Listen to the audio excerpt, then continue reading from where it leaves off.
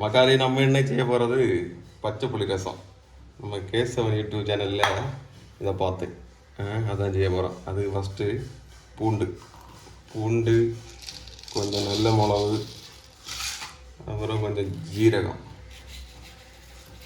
எல்லாம் போட்டு ஃபஸ்ட்டு இடித்து எடுக்கணும்.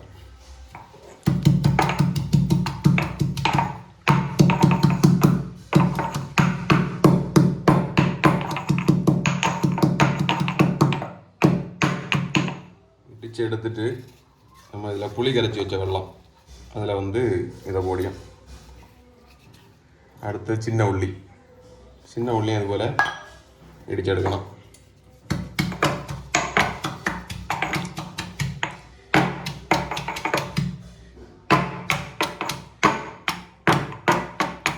நம்ம ஊரில் பெருசாக ஒரு இல்லாத ஒரு ரசம். நம்ம கன்னியாகுமரியில் இப்படி பச்சை செய்ய ரசம் இல்லை. பச்சை புளி ரசம் இனி வரையில பச்சை புளியில் செய்யதோ என்னதோ. இது நம்ம உணர்ந்த புளி இல்லையா, இனி இது காஞ்ச ரசம்னு பேர் வச்சாங்க. பச்சை புளி நீ ரசம் வச்சுருக்கானோன்னு தெரியல.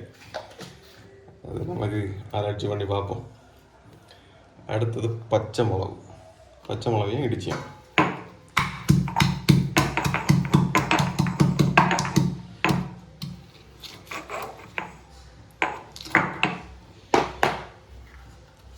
அதே இதில் எல்லாம் பச்சைக்கு தான், சூடாக்கிய பருவாடியே இல்லை.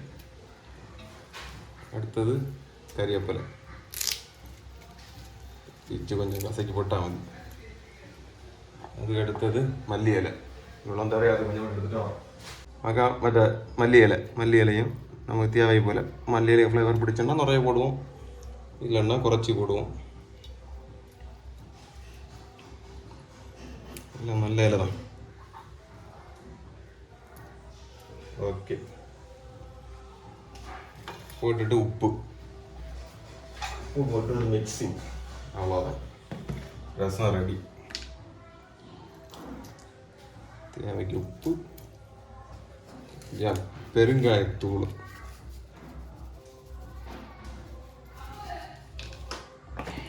ரெடியாச்சா? மிக்ஸ் பண்ணிட வேண்டியதான்.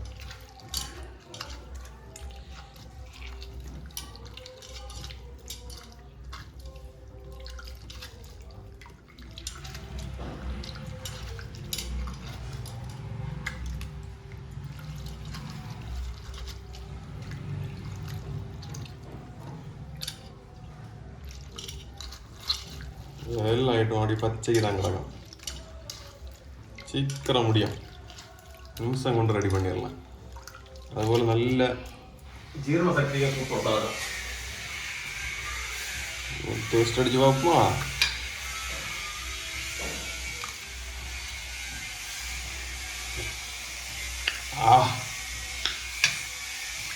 போலி சாதனம் சேம.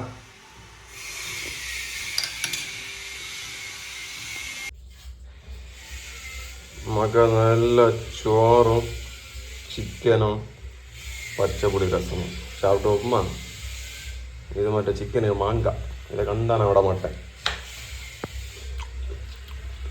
സൂപ്പർ രസം.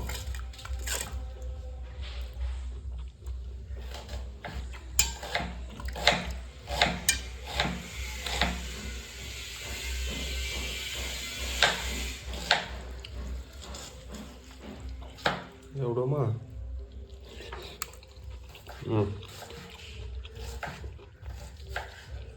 போலி